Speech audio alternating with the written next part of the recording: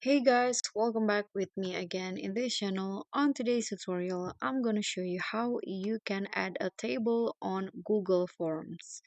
So if you want to add a table, for example, in the Google form questions, unfortunately, you can do it directly. So there is still no feature where you can add table in here or example draw a table in the question.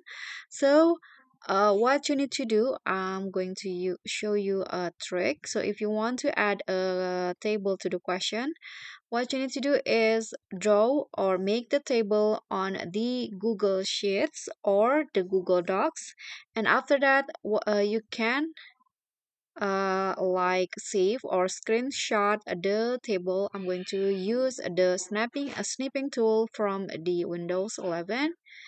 Here you can use any screenshot apps on your computer. Okay, so just choose the part of the table that you want to add to the Google form. For example, I'm going to just add this. Okay, and after that, here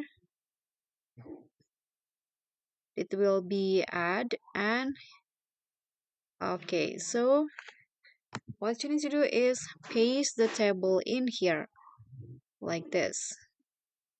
Let's try it. I don't know if it can. Okay, so it can be pasted. So you need to save the table first. Let's save it to my computer. Okay, and the music here, save. And then after that, click on the add image in here and find the screenshot that you saved before. Okay, let's find it. This one, click on open. And then just like that, the table that you save as image has been added to the Google form. I know it's a lot to do, but this is something that you can do if you want to add a table to the Google form. So that's all from me. Thank you so much for watching. Don't forget to like, comment, and subscribe. Also, click on the thanks. Bye.